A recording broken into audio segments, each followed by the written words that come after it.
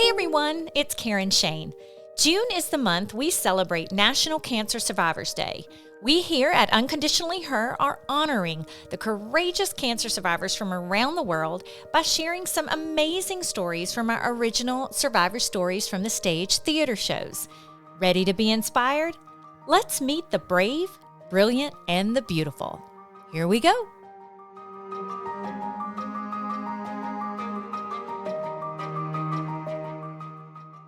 Author, advocate, and Tennessee native Navita Gunter believed her own strength and gift for poetry would carry this single mother through the ins and outs of the horrors of cervical cancer.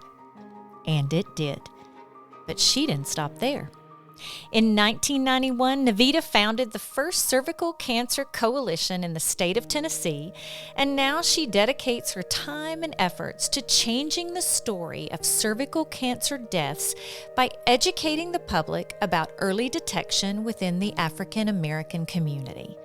Everyone, meet author, poet, educator, and unstoppable advocate, Navita Gunter.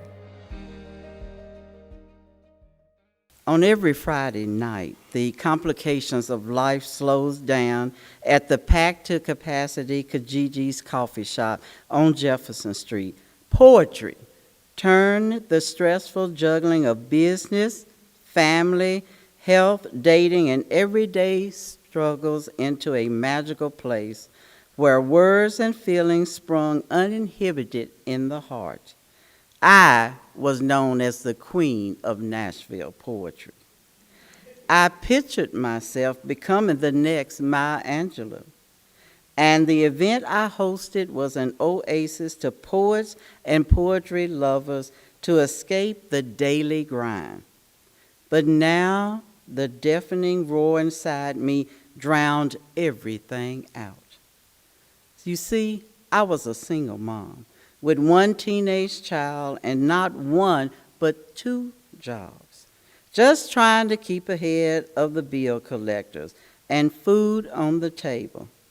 I also had some other health challenges, such as diabetes and hypertension, but they were under control because I had a decent job with decent insurance, and I went to the doctor a lot. In fact, in my mind, I was doing everything right considering what I had to work with. I was going to the doctor, getting my checkups, PAPs, and breast exams. I should have been okay, right? Boy, did life have a bomb to drop on me. So you guessed it. During this perfect storm of life's work, complications, joys, and sorrows, along comes cervical cancer, and it knocked me completely off my feet and put a spin on everything that I thought I had going on. Cervical cancer trumped all of that. At times, it still seems so unreal that I would have a story to tell like this. I'm not saying that I thought myself too good to get cancer. But I had so many other things going on in my life that surely cancer would not become one of those things. That first moment in the doctor's office after the exam, when he told me to go back and wait in his office instead of going home like normal, I knew something was wrong. And I had the most sinking feeling in the pit of my stomach. And as time ticked by, I waited for the doctor to come and talk to me. My stomach and my mind began a battle with one another as to which could make me more afraid than I was. My mind won. I started imagining the most awful outcomes from this life-challenging and changing visit. Cancer was going to teach me a very valuable lesson that it did not care what other things I had going on in my life. My first reaction on hearing I had stage 2 cervical cancer was fear. The fear was so deep and bone-chilling that it took my breath away. I grew up, you see, in a home where it was believed that when you got the big C, your life was practically over, and you were on your way out of this world. My next reaction was anger. Boy, was I angry. I was angry with man and God. How could this happen to me when I had so much other stuff going on in my life? Not to mention my child that I was trying to raise into adulthood. And I was going to be the next Maya. But cancer did not care. Give me a break, my mind screamed. I did not have time to go to 28 days of treatments and be off work as well as going into the hospital, not once but twice, and having to stay 3 days each to have radioactive rods placed in my vagina and to be cut off from those I loved. I was not ready to be weak and sick. I had so much to do, bills to pay, life to be lived, but cancer did not care.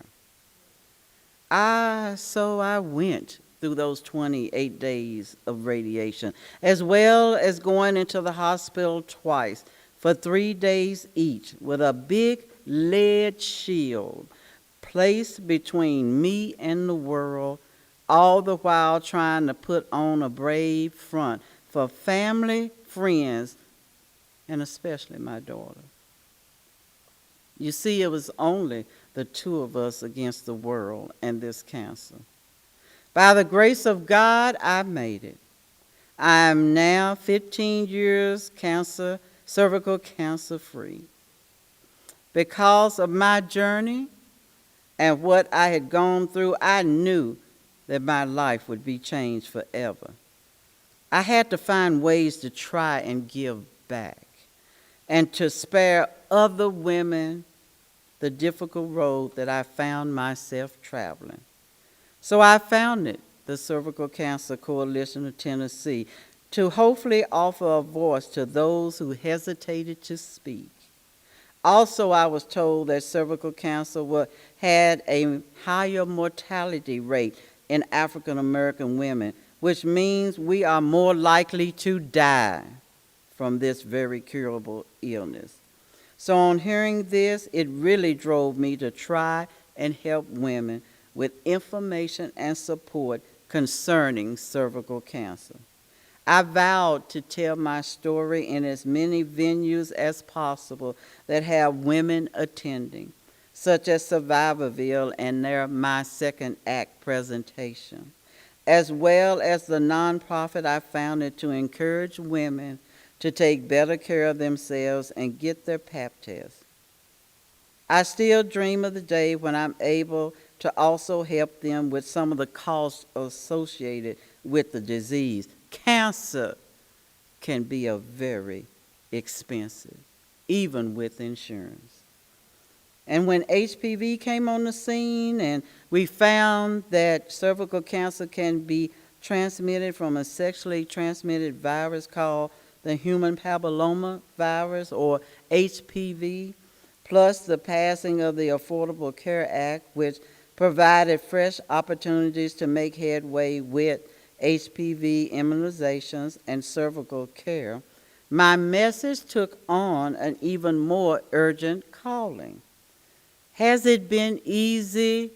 No. The story and the struggle is still ongoing. I find myself at 60 years of age with some challenging circumstances, but I cannot let that stop me from spreading hope and encouragement. It has not been easy, but it has been rewarding. I have made a difference in a lot of women's lives that have reached out to me for help and understanding. However, many women are still out there and need to know that cervical cancer is not a death sentence. They can survive and have full and happy lives. I estimate that going out to health events and conventions such as Survivorville and My Second Act story that I have touched over 1,000 women or more, and hopefully have given them hope and peace concerning their journey. I've also started on a book called The Day My Vagina Tried to Kill Me. Yes, as good as I was to that, putting on cotton and silk and everything, just go figure. But this book is about my story and my cervical cancer journey. Lord willing, it will be forthcoming soon with more food for thought. In closing, I would like to leave you with one of my signature poems. It's entitled Thoughts of a Cancer Patient. Sitting in the doctor's office all alone, I have so much to do. I just want to go home. How did I come to be at this place? I wonder, can the other people see the terror on my face? It seemed only a day ago that I had no serious health concerns at all. Then old Mr. Cancer decided to make a call. I'm too young for this, I cried. Now I'm feeling like all hope in me had died. But the doctor said that they had caught the cancer in time, and with proper treatment, I will be just fine. The road will not be easy, but I'm so glad to be alive. And now I wear a S on my chest. I will be okay. I will survive.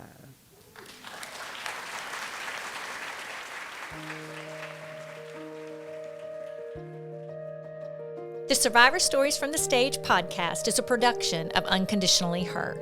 Survivor stories are shared from the original Survivor Stories from the Stage theater series produced by the Women Survivors Alliance.